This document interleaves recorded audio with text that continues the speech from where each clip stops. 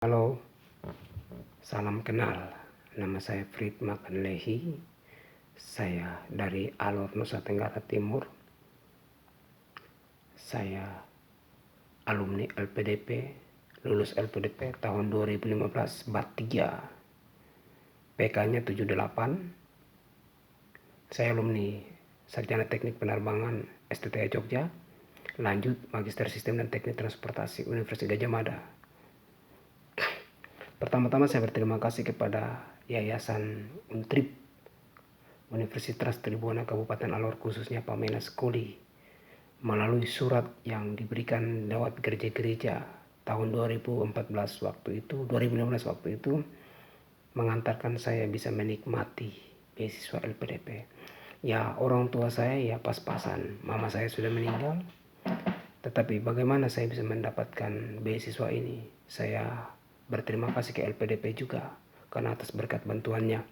Nah, LPDP itu sendiri menyiapkan berbagai macam tahap seleksi. Waktu masa saya adalah pertama tahap seleksi administrasi, yang kedua substansial. Substansial ada FGD dan ada juga wawancara. Nah, untuk wawancara pasti teman-teman sudah berpengalaman, wawancara masuk kerja, wawancara masuk kuliah dan sebagainya.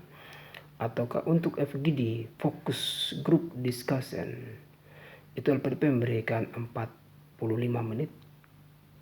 Nah, di dalam 45 menit itu ada tim, ada 5 orang. Terserah kita mau desain moderator, terserah kita sendiri yang kreatif membentuk tim. Siapa yang mau jadi moderator, siapa yang mau jadi notulensin. Nah, sebelum masuk ke administrasi, tentu kita harus miliki yang namanya syarat-syarat pasti. Dimanapun saja, organisasi mana pasti punya syarat. Nah, di LPDP itu sendiri ada syarat khusus dan syarat umum. Nah, untuk lolos administrasi kita harus memiliki syarat-syarat itu. Nah, setiap tahun itu pasti LPDP punya ketentuan-ketentuan yang selalu berubah-ubah. Kali ini bukan lagi 3 kali tes, tapi ada lagi asesmen tes secara online. Mungkin teman-teman pernah belajar CAT. Nah, sebelum masuk ke situ, ya pertama-tama kita sudah lengkapi administrasi, kita masuk ke daftar lewat online, Kemenkeu Go ID, LPDP, bisa aja LPDP login masuk ke situ, ketik aja di Google. Selanjutnya kita upload semua yang dimintakan LPDP. Nah, setelah itu kita ketika dinyatakan lolos administrasi, maka kita akan diperintahkan untuk tes lanjutan. Untuk 2017, 18, 2019 ini sudah ditambah asesmen tes, maka kita akan masuk ke asesmen tes, yaitu tes yang semacam kita pernah tes CAT secara online. Selanjutnya ketika kita sudah lolos, maka kita akan masuk kepada tahap berikutnya, yaitu berkas-berkas asli harus dibawa ketika kita mau masuk kepada tes substansial. LPDP akan memberikan waktu untuk kita. Nah, LPDP selalu tepat waktu. Ketika dia bilang tanggal sekian-sekian, pasti sekian-sekian itu pasti. Dalam 24 jam akan diumumkan lewat email maupun handphone seluler. Nah, setelah lulus administrasi, asesmen tes selesai, nanti kita akan masuk tes FGD. Sebelum FGD kita akan tes lagi, mereka akan seleksi lagi administrasi kita apakah sesuai tidak, asli atau palsu. Ketika satu pun saja tidak sesuai dengan yang kita upload akan dipertanyakan, bisa lolos dan tidak, lanjut untuk tahap berikut. Selanjutnya kita akan tes FGD. Di dalam FGD jangan main-main teman-teman, karena bisa juga lolos, bisa juga tidak. Wawancara pun demikian, bisa lolos atau tidak. Nah, waktu itu pengalaman saya, kami membentuk siapa yang pengalaman duluan tes LPDP gugur.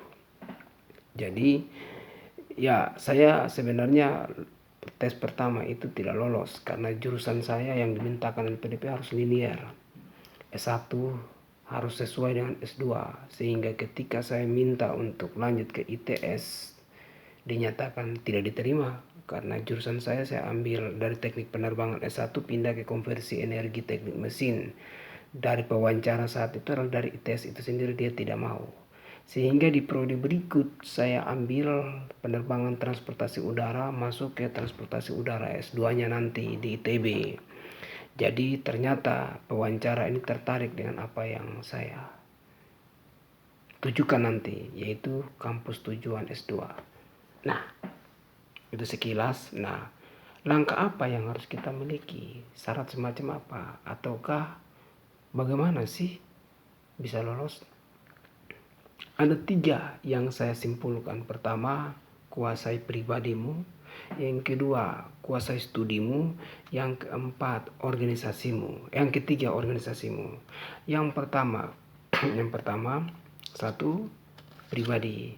Nanti pewawancara akan menanyakan kita, berbicara tentang pribadi, berbicara tentang attitude kita, kepribadian kita seperti apa, kemampuan kita semacam apa, akan ditanyakan. Nanti di wawancara itu ditanyakan juga adalah bagaimana studi kita. Yang kedua, studi kita, studi kampus mana yang ditujukan, kampus tujuan kita, jurusan kita, yang ditanyakan jurusan kita, akreditasi kita, kenapa pilih ini, kenapa mau kuliah, alasanmu apa, sampai ingin kuliah S2 atau S3, karena LPDP menyiapkan S2 dan S3 dan profesi kedokteran dan lain sebagainya. Nah, untuk masuk ke situ otomatis kita harus kuasai, akan ditanyakan. Nah, yang berikut adalah organisasi. Sejauh mana organisasimu? Jadi, bagi yang masih kuliah S1, ingat, perbanyak organisasimu. Karena LPDP akan menanyakan organisasi apa yang kita sedang lakukan, ataukah prestasi-prestasi apa yang sedang kita kerjakan, kita lalui, kita lakukan, atau yang sudah kita ikuti. Itu perlu dikumpulkan, kalau bisa sertifikat-sertifikat itu ini, karena akan diminta juga oleh LPDP. Nah, setiap tahun itu ketentuan berbeda-beda. Oleh karena itu, persyaratan aturan-aturan juga pasti banyak perketat. Sehingga banyak yang mengundurkan diri, banyak yang tes pertama tidak lolos, dia patah semangat dan kabur. Saya memang lulus tidak pertama, tapi saya tipe orang yang tidak mudah patah semangat. Saya tetap semangat ketika saya gugur yang pertama, saya jatuh yang pertama atau gagal pertama. Bagi saya itu adalah pelajaran untuk belajar. Kegagalan adalah awal dari sebuah kesuksesanku, sehingga bisa mengantarkan saya seperti ini, bisa mendapatkan orang tua saya biasa-biasa, ekonomi saya biasa-biasa kok, kenapa bisa kuliah S2? Ya itu, karena satu, Anda punya kemampuan, Anda punya keberanian, dan tidak pantang mundur, maka Anda akan mendapatkan. Kalau mau lebih jelas silakan kontak saya. Kita akan cerita langkah apa yang akan kita dapat ketika mau daftar LPDP. Banyak hal. Syarat TOEFL mungkin, ketentuan TOEFL. LPDP itu sendiri kan menyiapkan berbagai macam formasi. Ada besok pengabdian, afirmasi, reguler, prestasi, alumni bidik misi, TNI Polri, santri, dan lain sebagainya. Nah, ada banyak yang disiapkan LPDP, tergantung kita mau enggak. Nah, bagi saya, Anda pun bisa kalau Anda mau berani coba. Jangan patah semangat ketika Anda gugur pertama. Jangan dulu patah semangat bahwa saya tidak diterima oleh LPDP. No, jangan katakan demikian. Saya tidak pertama tidak lolos, tapi kedua saya coba, saya lolos. James Watt menciptakan balon itu, neon lampu, 1000 kali percobaan. Ke 1000 baru berhasil. Karena itu jika baru 1 kali tes dan tidak lolos, kenapa harus patah semangat? Jangan patah semangat. LPDP adalah milikmu, dari rakyat, oleh rakyat, untuk rakyat. Orang tuamu, keluargamu, saudaramu sudah kumpulkan pajak begitu mahal di Kementerian Keuangan. Kini engkau harus gunakan kesempatan. Ambillah, daftarlah LPDP, maka engkau akan dinyatakan menjadi orang yang berprestasi. Selamat datang para kader-kader milenial berprestasi. Semoga berkenan. Lanjut. Terima kasih. Inilah pengalaman saya di LPDP. Ketika engkau lulus LPDP, engkau akan disegani, engkau akan dianggap, engkau akan dikatakan orang berprestasi walaupun prestasi pendidikanmu biasa saja. Nah, di dunia pekerjaan sekarang, alumni LPDP juga termasuk disegani. Karena itu, bagi saudara-saudara yang mau melanjut S2, S3, ayo silakan coba dulu. Saya yakin dan percaya bahwa Anda akan lolos, tergantung Anda mau atau tidak. Terima kasih, sekian, salam hormat, salam restorasi.